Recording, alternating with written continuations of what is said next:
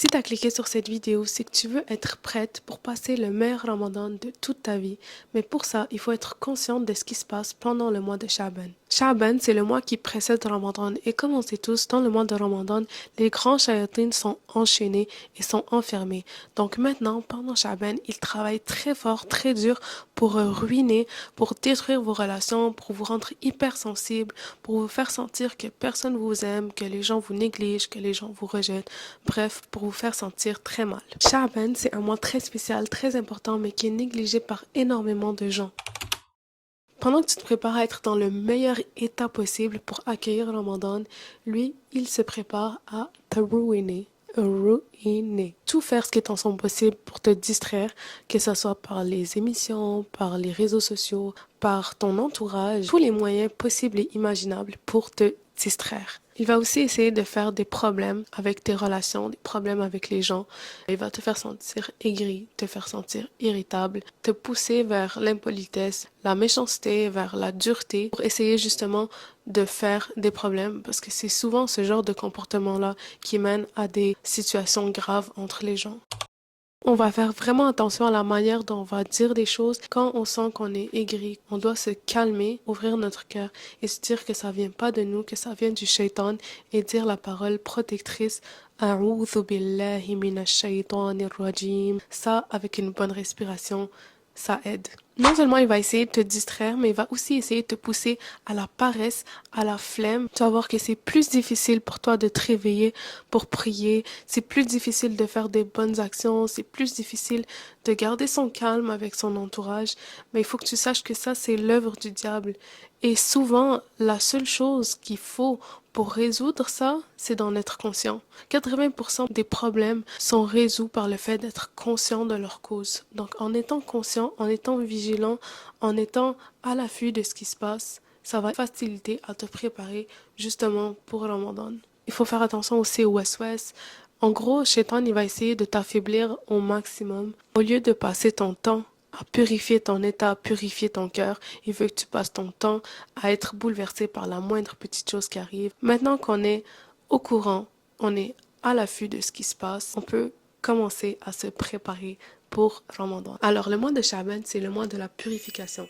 C'est le mois où on va se purifier pour que quand Ramadan arrive, on puisse construire et récolter. Pour commencer à te préparer, purifie ton âme. Purifie ton âme par le repentir. Purifie ton âme par la demande de pardon à Allah, par le regret des choses passées, pour commencer sur une nouvelle page, pour commencer une nouvelle trajectoire, un nouveau chemin et délaisser les choses mauvaises dans le passé. Abandonne tes péchés maintenant, abandonne tes mauvaises habitudes maintenant et tombe pas dans le piège de dire que bon, moi je vais continuer jusqu'à ce que Ramadan arrive puis après c'est bon, j'arrête tout.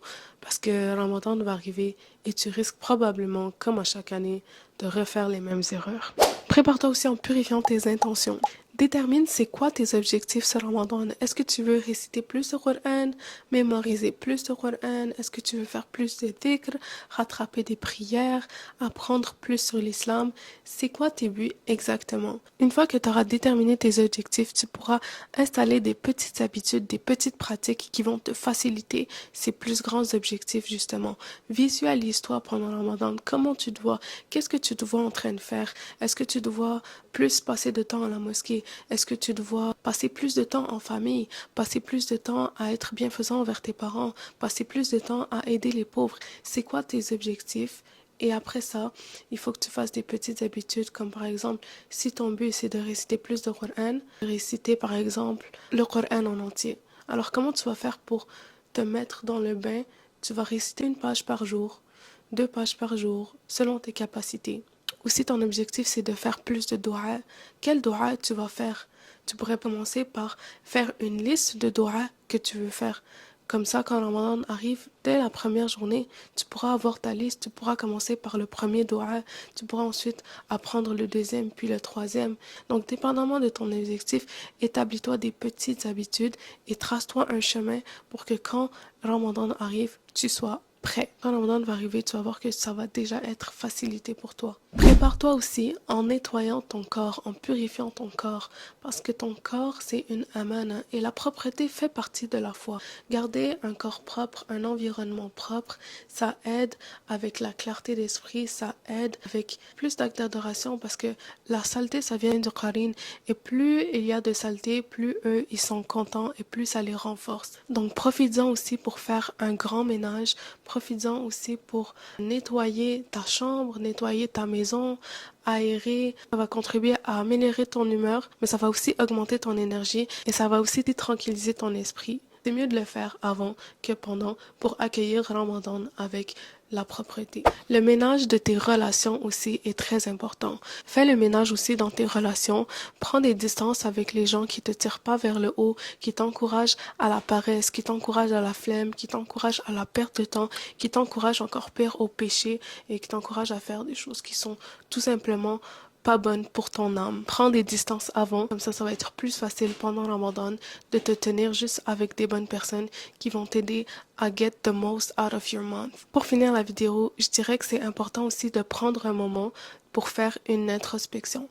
L'introspection, c'est une pratique qui est extrêmement répandue. Presque tous les saints musulmans faisaient des introspections. L'introspection te permet de voir c'est quoi les choses que tu as à travailler, à te connaître mieux, à pouvoir savoir sur quoi tu vas te diriger, quel chemin tu vas prendre et quel chemin tu vas délaisser. Tu vas pouvoir être clair avec toi-même dans quelles sont les mauvaises habitudes que tu veux vraiment arrêter et quelles sont les bonnes que tu aimerais pouvoir commencer. Un jour, il y avait un saint musulman qui avait fait cet exercice d'introspection justement. Et ce qu'il avait fait, c'est qu'il avait creusé une tombe et il était parti dans cette tombe. Il est rentré dans cette tombe puis il a refermé la tombe sur lui. Après ça, il a fermé les yeux et s'est imaginé comme s'il était en enfer. Et il a demandé à son âme, « Oh mon âme, qu'est-ce que tu souhaites ?» Son âme lui a dit, « Je souhaite retourner sur cette terre pour pouvoir agir plus, pour pouvoir agir mieux. » Alors il s'est adressé à son âme et lui a dit, « Oh mon âme, tu es encore sur terre, alors va et agis. » Personne va faire cette introspection pour toi, personne va faire ces ménages, personne va faire ces purifications à ta place. Tu dois faire ça pour toi, tu dois investir en toi et tu dois investir pour ta akhira. J'espère que cette vidéo t'a plu et elle a pu t'aider à te préparer, qu'Allah nous accorde de vivre jusqu'à Ramadan. N'oublie pas de liker la vidéo et t'abonner. À la prochaine. Wassalamu alaikum wa rahmatullah.